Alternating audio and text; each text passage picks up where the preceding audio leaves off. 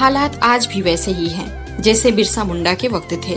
आदिवासी खदेड़े जा रहे हैं। डीकू अब भी है। जंगलों के संसाधन तब भी असली दावेदारों के नहीं थे और न ही अब हैं। किसी महापुरुष के कार्यों, औदानों एवं जीवन का मूल्यांकन इस बात से होता है कि उन्होंने राष्ट्रीय एवं सामाजिक समस्याओं का समाधान किस सीमा तक किया, कितने कठोर संघर्षों से लोहा लिया। बिरसा मुंडा भी ऐसे ही एक युगांतकारी शख्सियत थे जिन्होंने आदिवासी जनजीवन के मसीहा के रूप में केवल 25 सालों में बिहार, झारखंड और उड़ीसा में जननायक की पहचान बनाई। आज भी आदिवासी जनता बिरसा मुंडा को भगवान की तरह याद करती है। अंग्रेजों के खिलाफ आजादी की लड़ाई में उन्होंने अहम भूमिका निभाई थी। उन्होंने आदिवासी जनजीवन, अस्मिता एवं अस्तित्व को बचाने के लिए लंबा एवं कड़ा संघर्ष किया। वे महान धर्मनायक थे तो प्रभावी समाज सुधारक थे। वे राष्ट्र नायक थे तो जन जन की आस्था के केंद्र भी थे। सामाजिक न्याय, आदिवासी संस्कृति एवं राष्ट्रीय आंदोलन में उनके अनूठे एवं विलक्षण योगदान के लिए न केवल आदिवासी जनजीवन बल्कि संपूर्ण मानव जाति सदा उनकी ऋणी रहेगी। आदिवासियों का संघर्ष 18वीं शताब्दी से आज तक चला आ रहा है। 1766 के पहाड़ी विद्रोह से लेकर 1857 के गदर के बाद भी आदिवासी संघर्षरत रहे।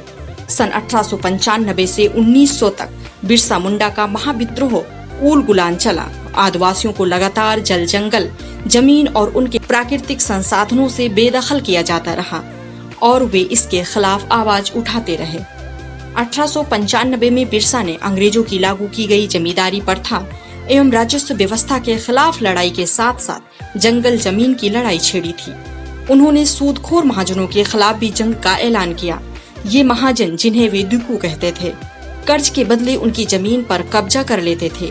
ये मात्र विद्रोह नहीं था बल्कि ये आदिवासी अस्मिता, स्वायत्तता और संस्कृति को बचाने के लिए महासंग्राम था। हालात तो आज भी नहीं बदले हैं। आज भी आदिवासी गांव से खदेड़े जा रहे हैं। डीकू अब भी है। जंगलों के संसाधन तब भी असली दावेदारों के नहीं थे और न ही अब हैं। आजादी के 7 दशकों के बाद भी आदिवासियों की समस्याएं नहीं बल्कि वे ही खत्म होते जा रहे हैं। सब कुछ वही है। जो नहीं है वो आदिवासियों के भगवान बिरसा मुंडा। बिरसा मुंडा का जन्म 15 नवंबर 1875 को रांची जिले के उलीहतू गांव में हुआ था। मुंडा रीति रिवाज के अनुसार उनका जन्म बृहस्पतिवार के हिसाब से बिरसा रखा गया था। उनका परिवार रोजगार की तलाश में उनके जन्म के बाद उलीहतू से कुरुमब्दा आकर बस गया, जहां वो खेतों में काम करके अपना जीवन चलाते थे। उनके पिता, चाचा, ताऊ सभी ने ईसाई धर्म स्वीकार कर लिया था। बिरसा के पिता सुगना मुंडा जर्मन धर्म प्रचारकों के सहयोगी थे। बिरसा का बचपन अपने घर में, ननिहाल में और मौसी की ससुराल में बकरियों को चराते हुए बीता। बाद में उन्होंने कुछ दिन तक चाईबासा के जर्मन मिशन स्कूल में शिक्षा ग्रहण की, परंतु स्कूलों में उनकी आदिवासी संस्कृति का जो उपहास किया गया था वो बिरसा को सहन नहीं हुआ। इस पर उन्होंने भी पादरियों का और उनके धर्म का भी मजाक उड़ाना शुरू कर दिया। फिर क्या था, ईसाई धर्म प्रचारकों ने उन्हें स्कूल से निकाल दिया। बिरसा के जीवन में एक नया मोड़ आया। उनका स्वामी आनंद पांडे से संपर्क हो गया और उन्हें हिंदू धर्म तथा महाभारत के पात्रों का परिचय मिला। ये कहा जाता है कि 1895 में कुछ ऐसी अलौकिक घटनाएं घटी जिनके कारण लोग बिरसा को भगवान का अवतार मानने लगे। लोगों में ये विश्वास दृढ़ हो गया कि बिरसा के स्पर्श मात्र से ही रोग दूर हो जाते हैं। वर्तमान भारत में रांची और सिंध भूमि के आदिवासी बिरसा मुंडा को अब बिरसा भगवान कहकर याद करते हैं। मुंडा आदिवासियों को अंग्रेजों के दमन के विरुद्ध खड़ा करके बिरसा मुंडा ने ये सम्मान अर्जित किया था। 19वीं सदी में बिरसा भारतीय स्वतंत्रता आंदोलन के खिलाफ में एक मुख्य कड़ी साबित हुए थे। जन सामान्य का बिरसा में काफी दृढ़ विश्वास हो चुका था। इससे बिरसा को अपने प्रभाव में वृद्धि करने में मदद मिली। लोग उनकी बातें सुनने के लिए बड़ी संख्या में एकत्र होने लगे। बिरसा ने पुराने अंधविश्वासों का खंडन किया। उन्होंने सबसे अधिक बल अपनी संस्कृति एवं संस्कारों पर दिया। वे समानता एवं नैतिक आचरण के हिमायती थे। लोगों को हिंसा और मादक पदार्थों से दूर रहने की सलाह दी। उनकी बातों का प्रभाव ये पड़ा कि ईसाई धर्म स्वीकार करने वालों की संख्या तेजी से घटने लगी और जो मुंडा ईसाई बन गए थे वे फिर से अपने पुराने धर्म में लौटने लगे।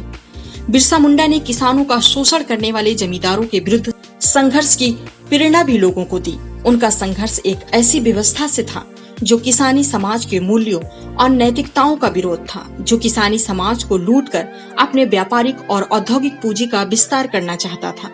ये देखकर ब्रिटिश सरकार ने उन्हें लोगों की भीड़ जमा करने से रोका। बिरसा का कहना था कि मैं तो अपनी जाति को अपना धर्म सिखा रहा हूँ।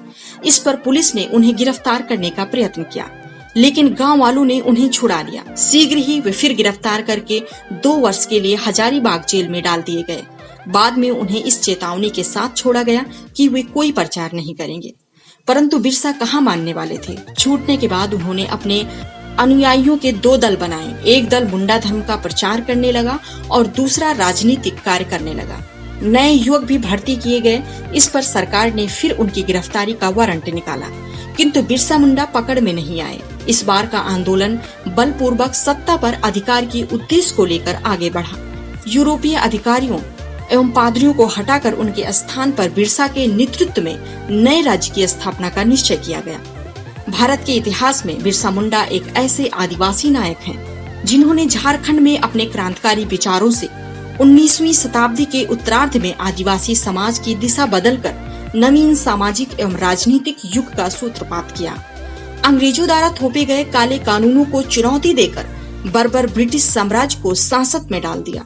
बिरसा मुंडा ने महसूस किया कि आचरण के धरातल पर आदिवासी समाज अंधविश्वासों की आंधियों में तिनके सा उड़ रहा है तथा आस्था के मामले में भटका हुआ है। ये भी अनुभव किया कि सामाजिक कुरीतियों के कोहरे ने आदिवासी समाज को ज्ञान के प्रकाश से वंचित कर दिया है।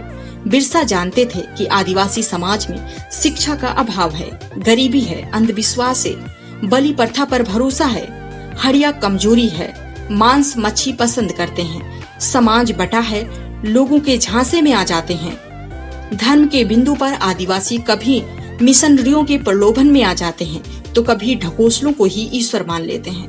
इन समस्याओं के समाधान के बिना आदिवासी समाज का भला नहीं हो सकता। इसीलिए उन्होंने एक बेहतर नायक और समाज सुधारक की भूमिका अदा की। अंग्रेजों और शोषकों के खिलाफ संघर्ष भी जारी किया। उन्हें पता था कि बिना धर्म के सबको साथ लेकर चलना आसान नहीं होगा। इसीलिए बिरसा ने सभी धर्मों की अच्छाइयों से कुछ न कुछ निकाला और अपने अनुयायियों को उसका पालन करने के लिए प्रेरित किया। जनवरी 1900 डोमवाड़ी पहाड़ी पर एक और संघर्ष हुआ था, जिसमें बहुत सी औरतें और बच्चे मारे गए थे। उस जगह बिरसा अपनी जनसभा को संबोधित कर रहे थे। बाद में बिरसा के कुछ शिष्यों की गिरफ्तारियां भी हुई। अंत में स्वयं बिरसा भी 3 फरवरी 1900 को चक्रधरपुर में गिरफ्तार कर लिए गए। ब्रिटिश हुकूमत ने इसे खतरे का संकेत समझकर बिरसा मुंडा को गिरफ्तार करके जेल में डाल दिया। वहां अंग्रेजों ने उन्हें धीमा जहर दिया था, जिस कारण 9 जून 1900 को बिरसा की मृत्यु हो गई। लेकिन लोकगीतों और जातीय साहित्य में बिरसा मुंडा आज भी जीवित है। आजादी के बाद हमने बिरसा मुंडा की शहादत को तो याद रखा, लेकिन हम उनके मूल्यों से दूर होते गए। हमारी सत्ताएं उसी व्यवस्था की पोषक होती गईं, जिनके विरुद्ध उन्होंने लड़ाई लड़ी। उनकी जन्म जयंती मनाना तभी सार्थक होगा जब हम उन्हें केवल पूजा का पात्र न बनाकर जीवन का हिस्सा बनाएं एवं उनके बताए मार्ग पर चलें। हमारे साथ जुड़े रहने के लिए हमारे YouTube चैनल को सब्सक्राइब करें, साथ ही बेल आइकन को दबाएं।